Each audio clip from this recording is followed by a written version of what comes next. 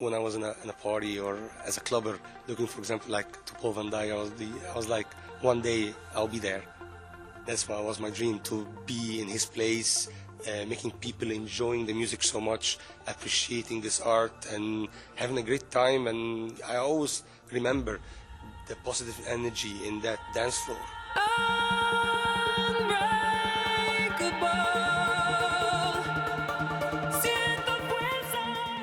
My name is Victor Kidson, and I'm here in Switzerland for Synergy Events presents Aly Fila. With me, I got Fadi from Aly Fila. How are you, Victor? How are you, man? I'm really good. How are you? Oh, really good. Happy to see you after last interview was a long time ago, I think. Yeah, it's like 2 years now, I think. More even. I'm not sure, but good to see you again, man.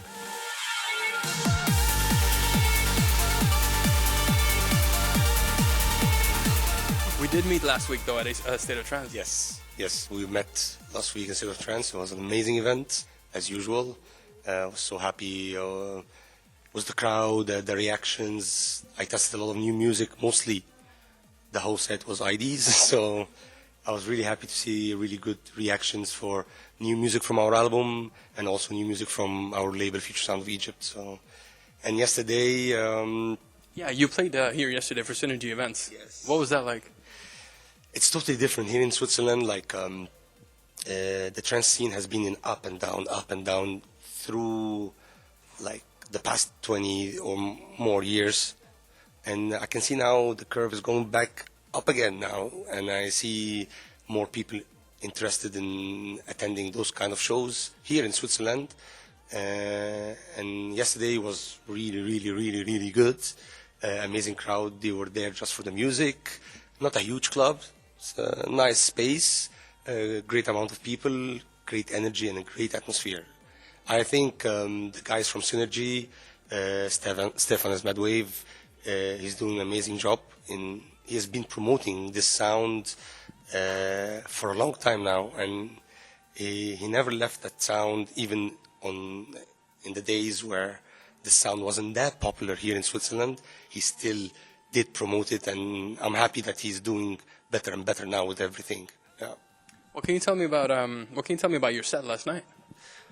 Well, I played yesterday. I played 2 hours and a half, and like I told you yesterday that we talked a bit about the length of a DJ set, and I kind of like to go back to how it was before, like when you see.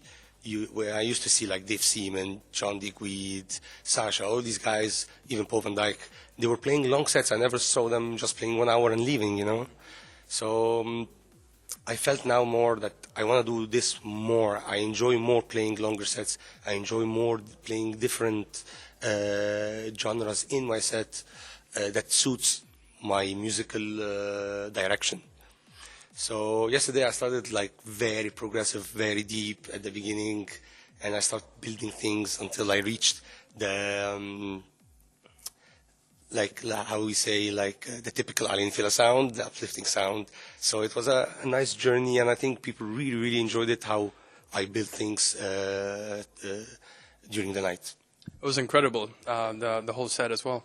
Now, if you didn't become a DJ, I hear that you actually wanted to become a chef, right? Yes, that's true, actually. I would have definitely become a chef. I still have this idea that I want to have my own shop or restaurant, or like small, doesn't have to be a huge one, and that I cook myself, not like hiring people, but one day I want to do it. I don't know when, but you never know. How often do you cook right now? I do it a lot when I'm back home. But I always have problems with my wife about that, because as soon as I enter the kitchen, she gets mad. She knows what's going to happen. What is going to happen? A disaster. Good food, but a disaster in the kitchen. But I always clean afterwards, but she doesn't like it. No. Do you have a signature dish that you like to make? I always cook like Egyptian or Middle Eastern kind of food, infusion with some other, like maybe like if infusion was Indian, the spices and everything. I do like a lot of kind of fusion with the Middle Eastern and Egyptian food. Yeah, but mostly like I love cooking like fish and stuff like that. More into the fish dishes, seafood. Yeah. Now, if we go back to like about 10 years ago, 2006, 2007, when you guys started traveling, we had an Egyptian DJ duo. Yeah. What was that like to start travel the world as a DJ duo like that?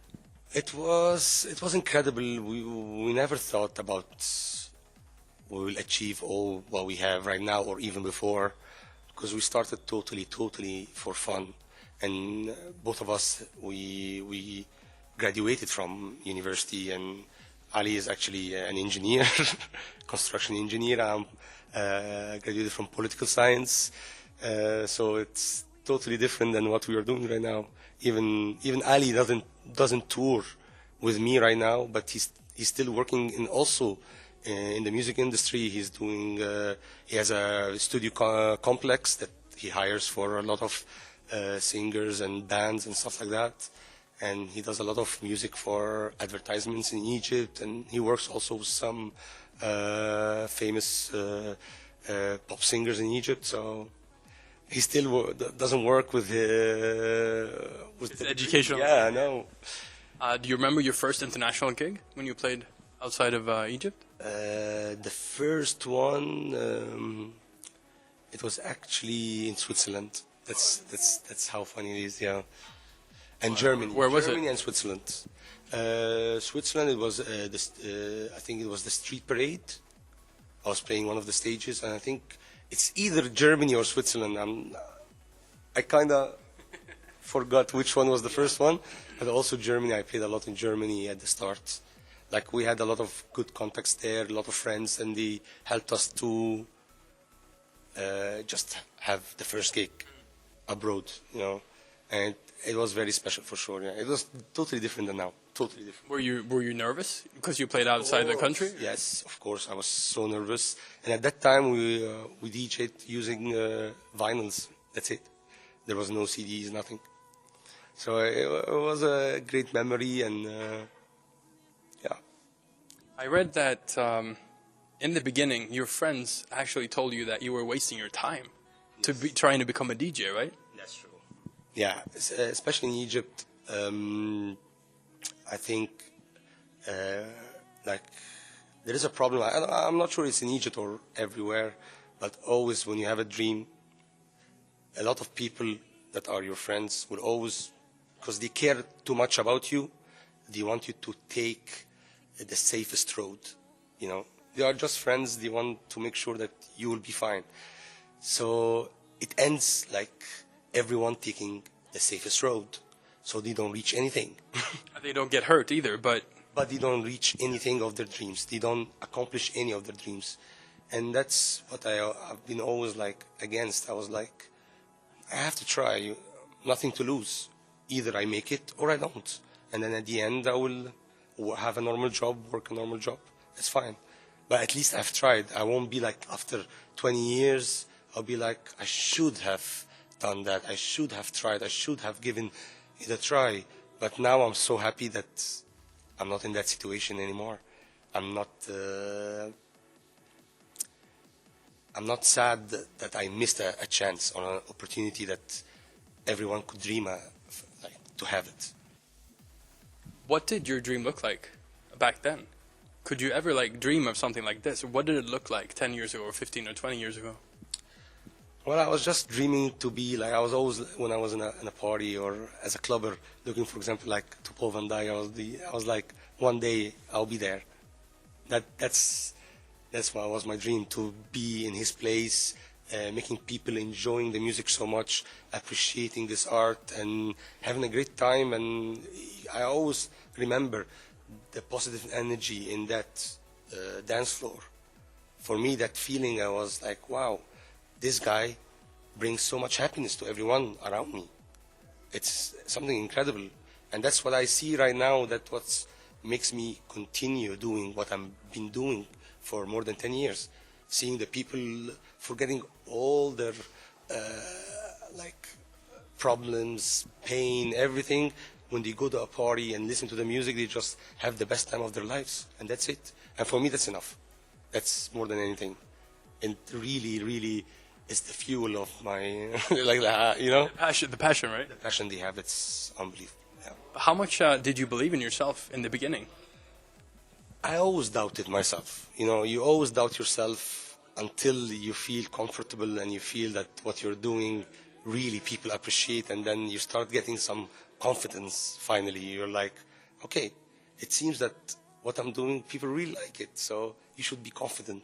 I remember the first gig that I was really, really scared was the Asot 300, the one in Demos.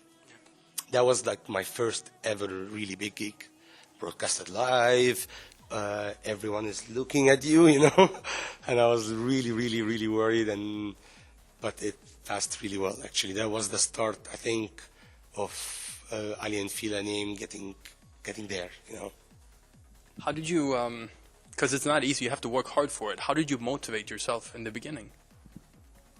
Well, I have to say also, other than motivation and hard work, there is a bit of luck, you know.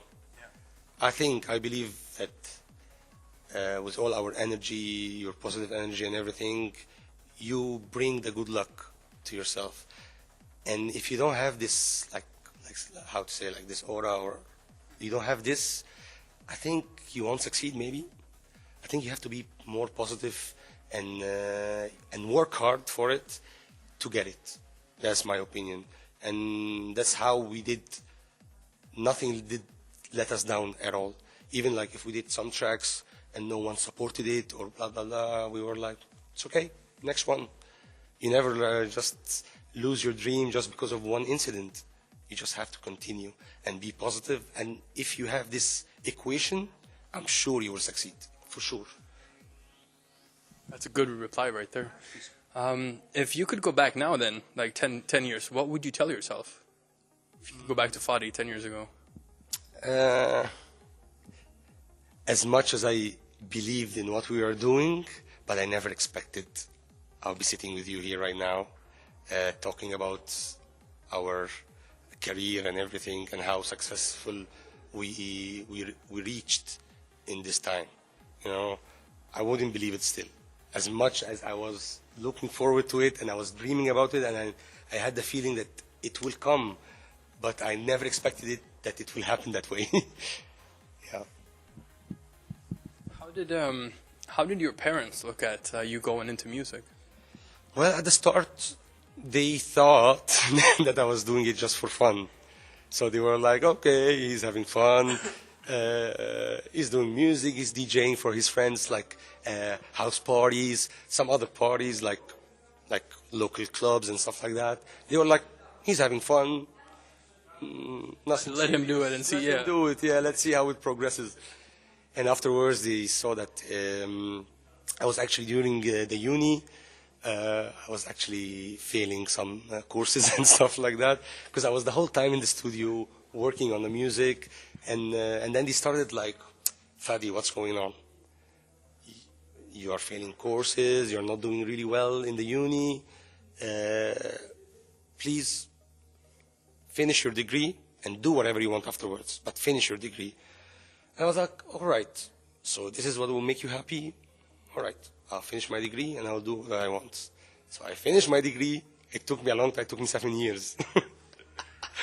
That was like a master, or you know. Is that because you did music still around? Yeah, I did music, and actually I also studied music during that period. Also, I wanted to study the whole theory thing, and I finished the uni, and then I started really like. After I finished, they were talking to me. They were like, what's your plans now? Are you going to apply for any job? Do you want to help your father in his work? What are you going to do? I was like, listen, give me exactly 1 to 2 years, 2 years max. If I don't reach anything where I'm like, what I believe in, I will come back and I will work in a normal job, get a normal life. Deal? Deal. They were like, okay. I think they thought that I would come back after 2 years. I'll be like, I didn't make it. But actually, I traveled the first year. I went to London. I studied sound engineering.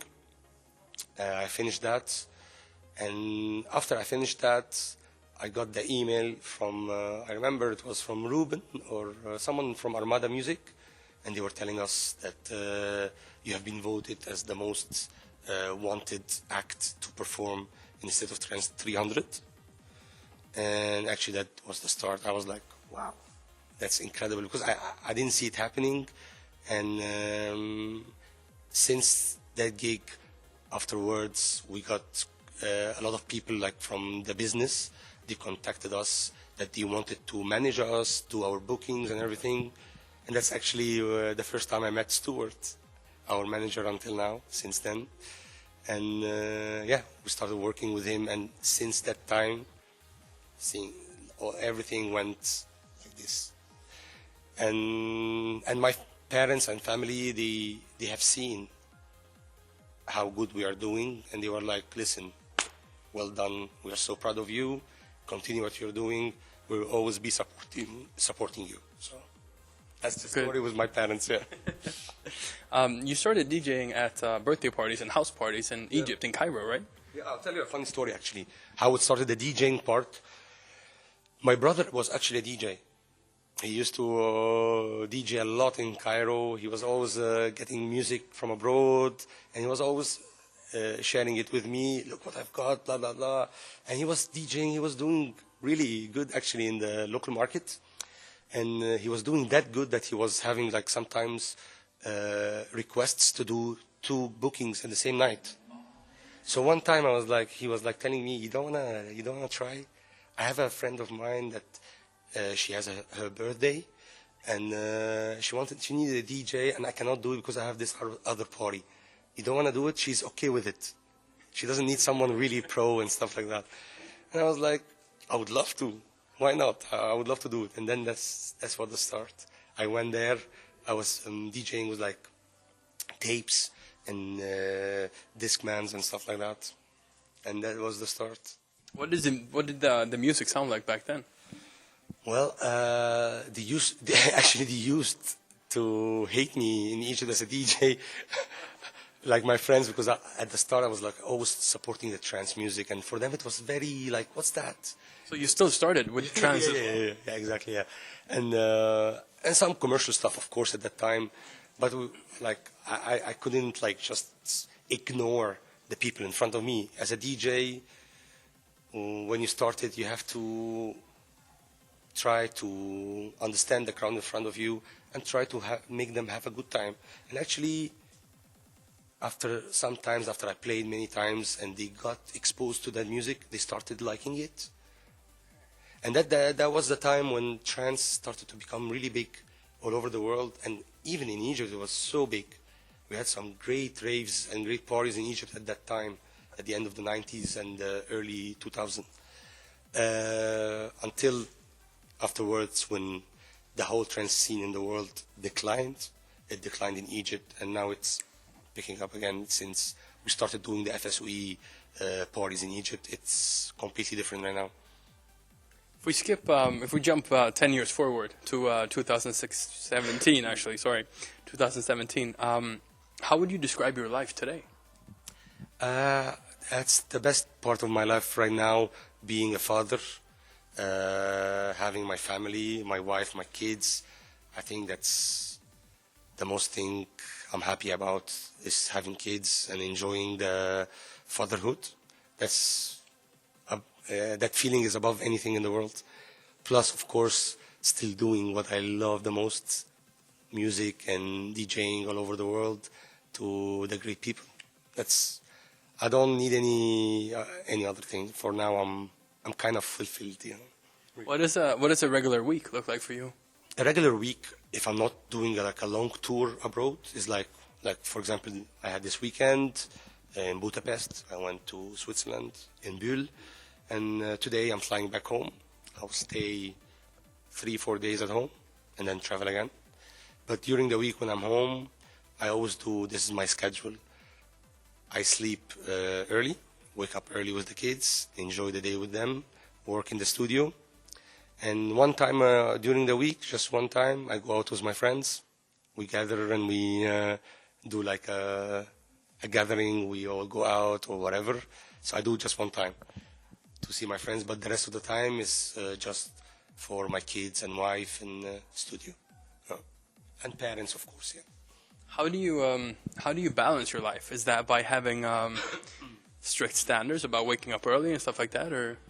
Sometimes I have the strict standards, but sometimes it's out of my hands.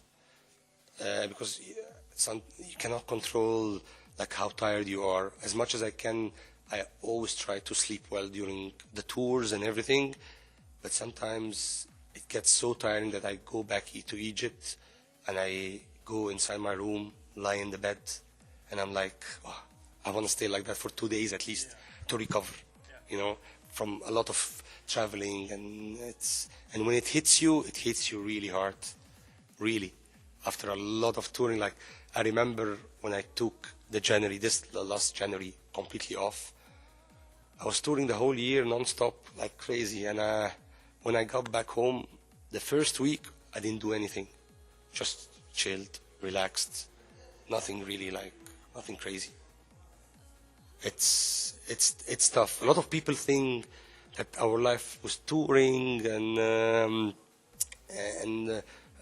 DJing and all this stuff, that it's a easy thing, that it's a lovely thing. It is lovely, but it's not that easy that you think.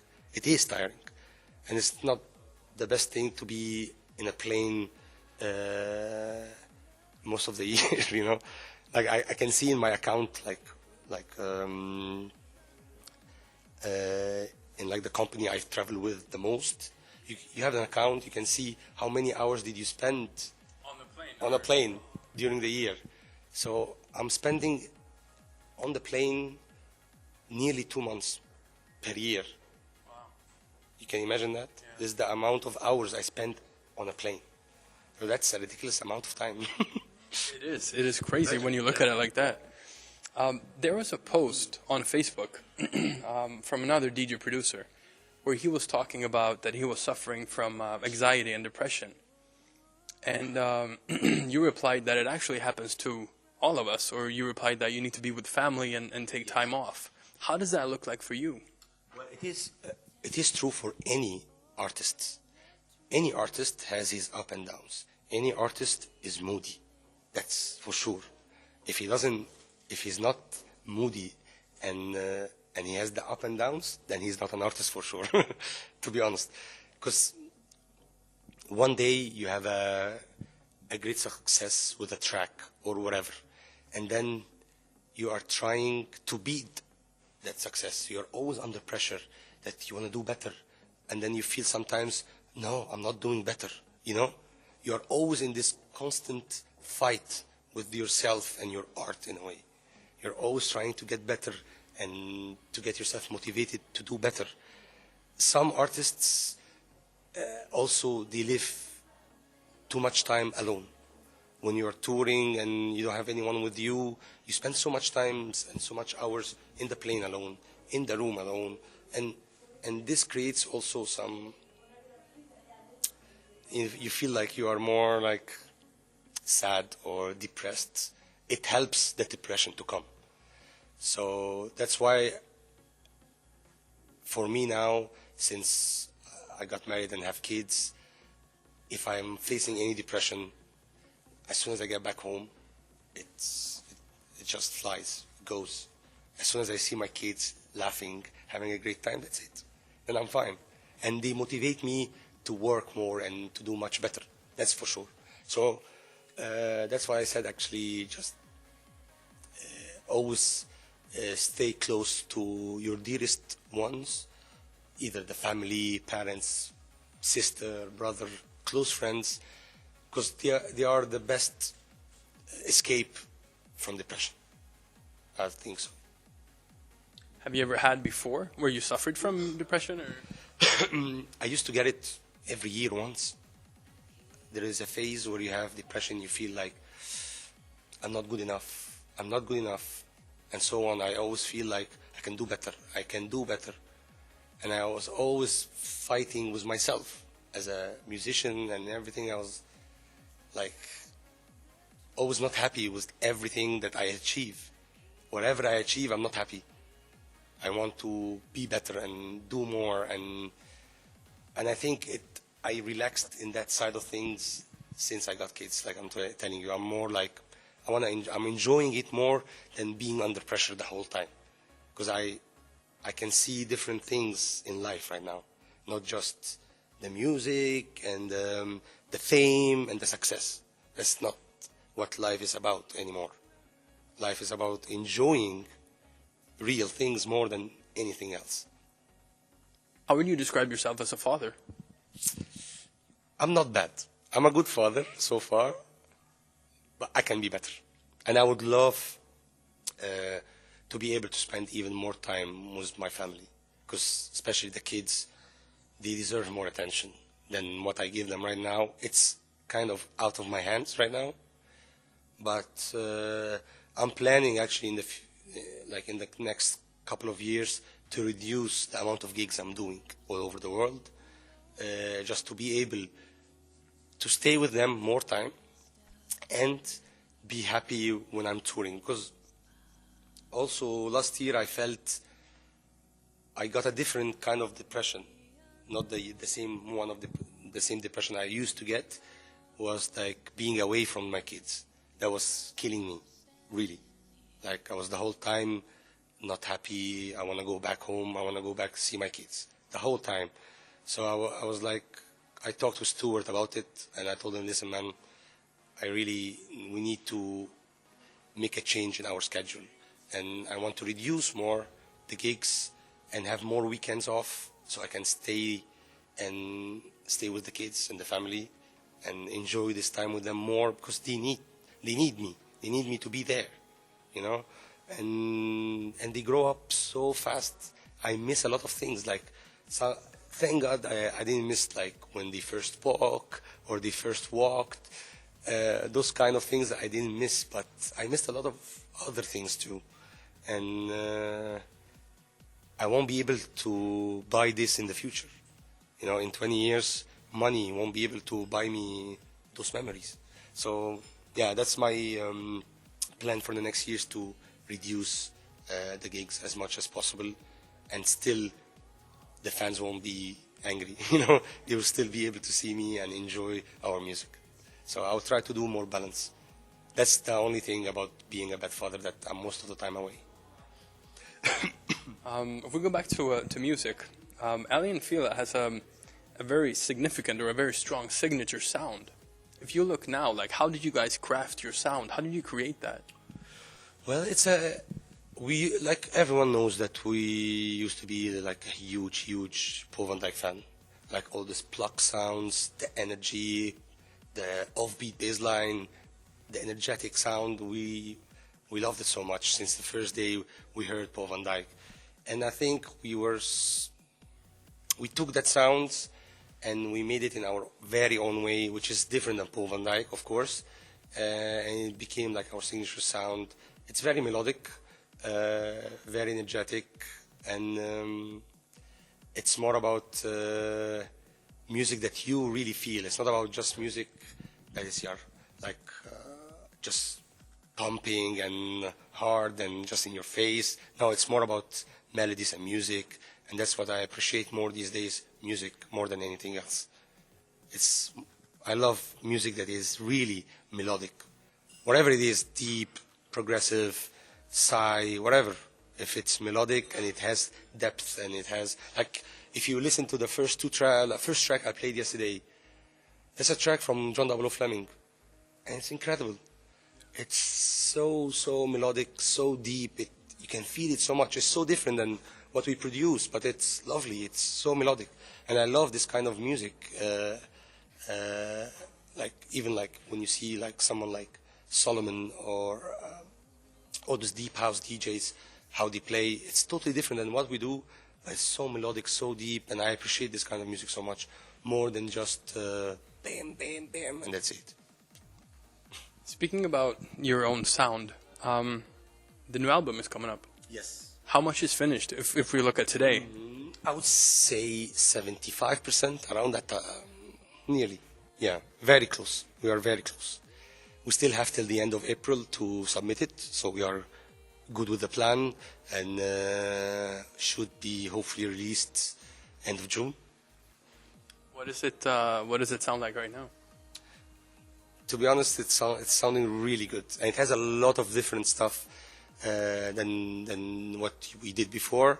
Of course, it has the signature Aly Fila sound. That's no discussion about that. And a lot of really, really cool new tracks in a different flavor. Let's say it like that. Different flavor. Yeah, but like listening to the album from start to finish, how would you describe that journey right now? It's not really, right now it's not really mixed together.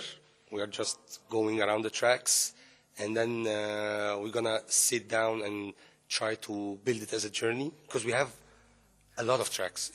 It's more than what we're gonna release actually. Yeah. We are working on over 25 tracks, and then we're gonna end up with around 15 or 16 tracks for the album. So we still have a lot of variety to choose from, and what will suit more the journey of the album, and we will take it like that. We won't just choose the best tracks and that's it. We need to use the tracks that make sense for the album.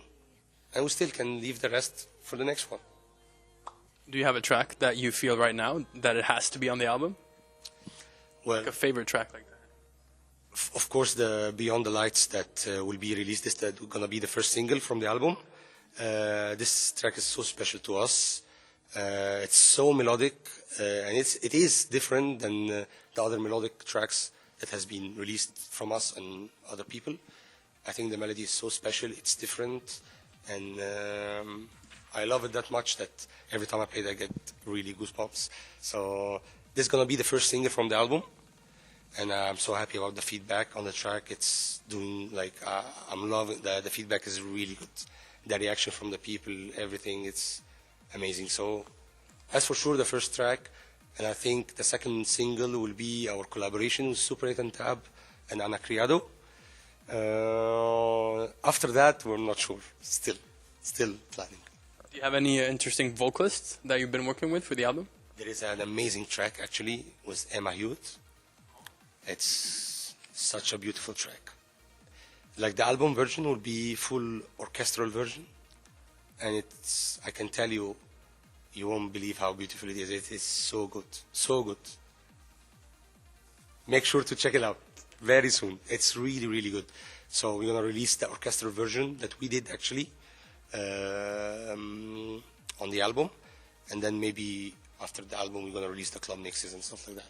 But there are a lot of tracks that will be like that, won't be like 100% club mixes, and then we're gonna wait for later in the year to release the club mixes. Do you have a name for the track with Emma Hewitt, or? Yes, it's called You and I.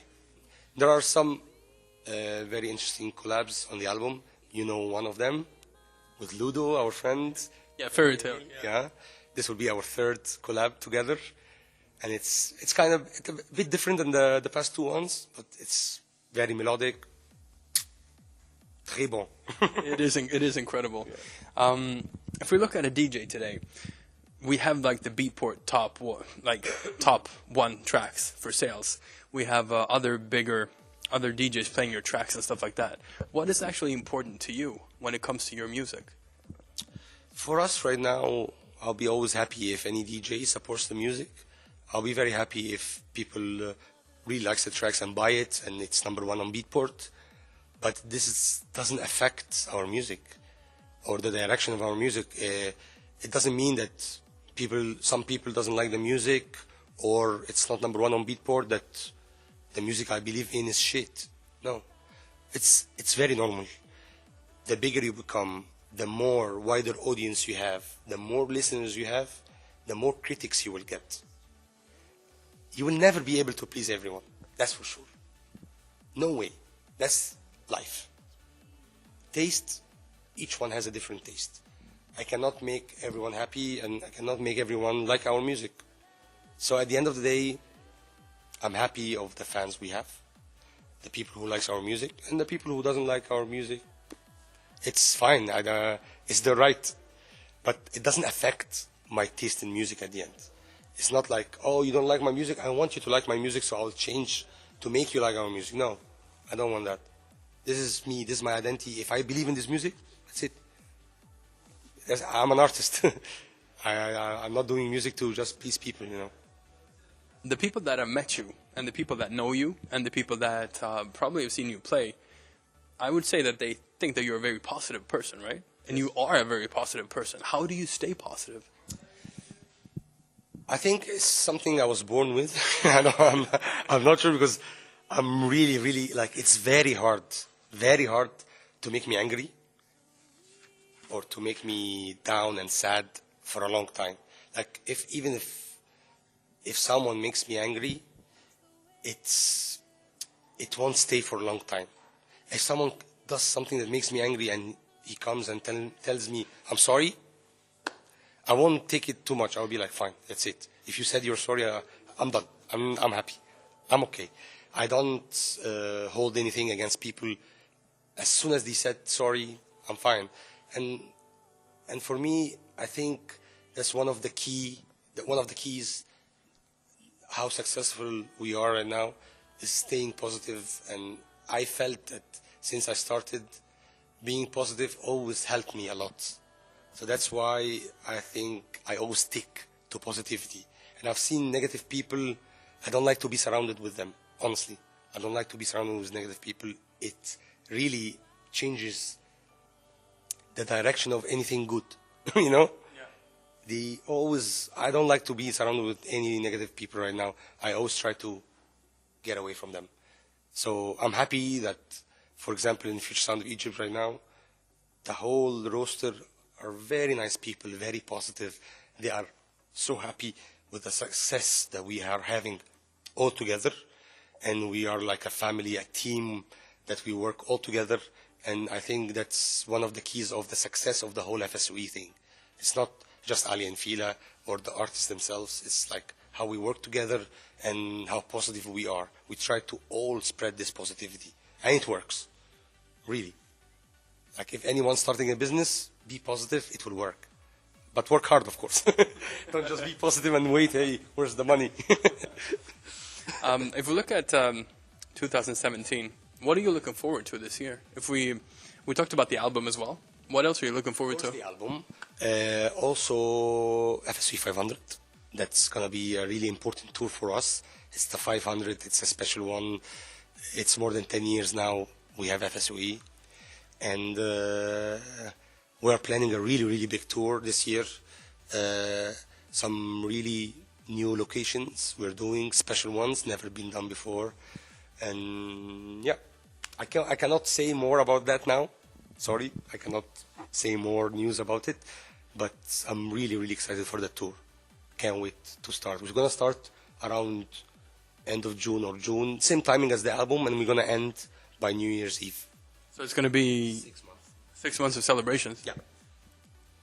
And there's nothing more you can tell me about that? Well, it won't be like every week anyways. It's going to be like maybe 1 or 2 per month. So it will be like a total of 12 shows, 14 shows, something like around that number. But we're going to go to a lot of places. Like where we have the most loyal fans everywhere, we will be there, that's for sure. Cool. I'm looking forward to follow that as well. Thank you so much for your time. Thank you.